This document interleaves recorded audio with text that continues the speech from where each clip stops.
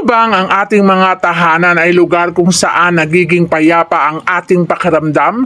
Ito rin ay tahanan na maaaring daluyan ng swerte sa ating buhay. Kaya naman ngayong taong 2025 ay dapat tanggalin na natin ang mga bagay na maaaring magdulot ng kamalasan at maaaring magpabagal ng ating tagumpay sa taong 2025.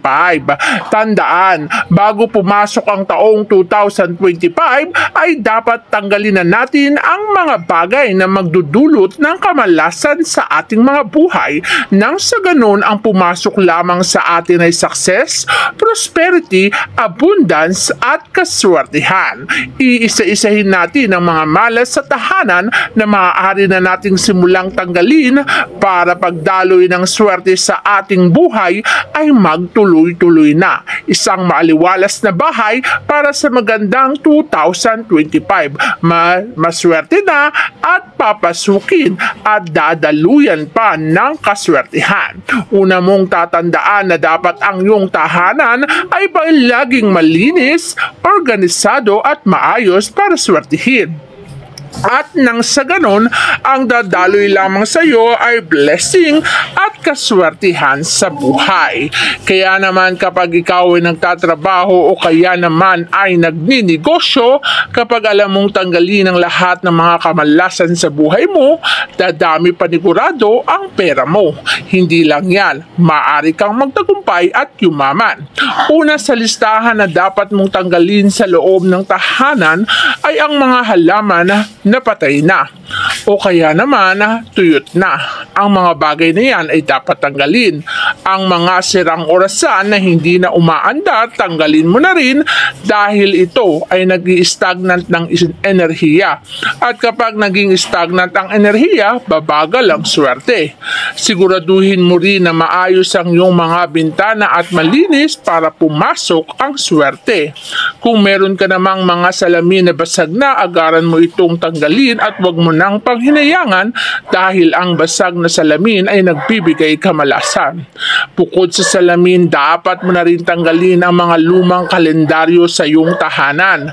Kahit gaano pa kaluma yan, ay dapat mo nang tanggalin dahil magdudulot ng kamalasan.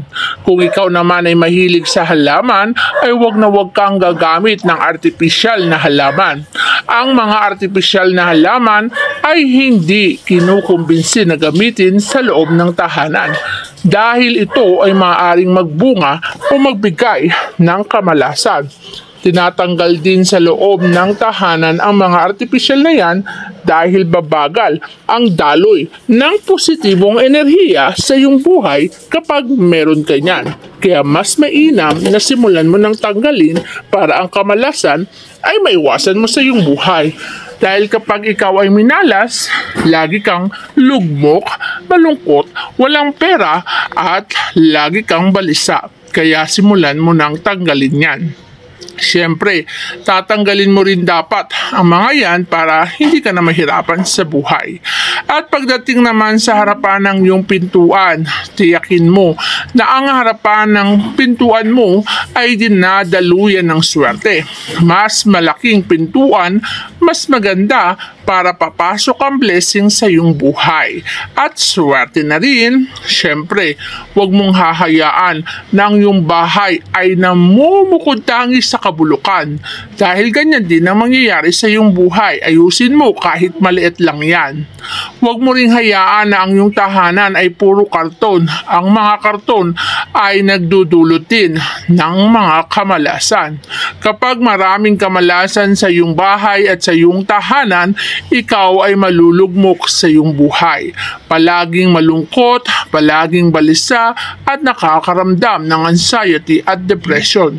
Ayaw naman natin na maramdaman mo yan ngayong taong 2025. Kaya alisin mo na rin ang calculator o kaya naman ang mga bills o resibo na nakakalat sa tahanan mo. Palagi kang magkukompute ng pagkakautang mo at ayaw naman natin na mangyari sa iyo yan. Huwag mo ring hayaan na ang mga basag na plato o kahit anong bagay na basag ay naka-stack pa sa tahanan mo. Tanggalin mo na rin ang lahat ng yan. Siguraduhin mo rin na ang salamin sa sa loob ng bahay ay hindi nakatapat sa pintuan o di naman kaya nakatapat sa kama mo. Nagiging stagnant din ang enerhiya at maaari din itong magdulot ng kamalasan sa buhay mo. Kaya naman wag na wag mong gagawin o hihaharap ang salamin sa kwarto o sa pintuan mo. Siyempre, ayaw din natin na masagap nito ang enerhiya na natutulog sa kama o kaya naman magkakaroon ng pangangalunya o pangangapit ng iyong asawa. Kaya mas mainam na ang salamin ay hindi kita kayong mag-asawa habang nakahiga. Siyempre, huwag mo rin kakalimutan na ayaw natin na nakatapat ang salamin sa higaan mo dahil palagi kang magiging balisa, makakaramdam ka ng panghihina at anxiety. Kaya kinabukasan tamad na tamad ka at hindi ka kikita. Siguraduhin mo rin pagdating naman sa kusina, puno ang lalagyanan mo ng mga pagkain pagsapit ng 2025 para sa ganon ang abundance ay papasok sa tahanan mo. Huwag mong ubusan ng laman ang refrigerator, ganun din ang cabinet na lalagyanan ng pagkain. Mas maraming pagkain, mas swerte. Huwag mo ring hahayaan na ang mga credit card o ATM mo ay inuubos mo ang laman o inilalagay sa pitaka kasi ma-attract mo na mangutang. Huwag mo ring hahayaan na ang lalagyanan ng mga asukal ay walang laman. Asukal, asin, mantika, dapat punong-puno yan. Sa loob ng kusina, lahat ng garapon ay lagyan, lalo na ang lalagyanan ng bigas. Para sa ganon, abundance yan. Siguraduhin mo rin na ang iyong cellphone ay walang makikitang bakas ng iyong mga pagkakautang para pagbasok ng 2025, hindi mo sila masisilayan. At mas mainam na ang buong pamilya ay sama-sama sa pagsalubong ng taong 2025 para buong taon din kayong masaya at magsasama-sama. Ang isang masayang pamilya sa taong 2025 ay magiging masaya sa buong taong 2025. Siyempre, huwag mong hahayaan na magmukmuk ka sa pagsalubong ng bagong taon kung ayaw mong habang buhay ka nang nagmumukmuk sa terrace o attic mo. At syempre, siguraduhin mong malinis ang iyong mga kusina. Huwag mo itong hahayaang madumi. At huwag mo rin kakalimutan na huwag mong hayaang madilim ang tahanan sa pagsalubong ng bagong taon. Sa taong 2025, pagsalubong nito, buksan mo ang lahat ng ilaw para mas maliwanag. Isang tahanan na maliwanag ay magbibigay ng maliwanag na buhay sa taong 2025. At ang isang maayos na tahanan ay maayos na buhay. Kaya alisin ang lahat ng kalat na nakabalandra sa pintuan.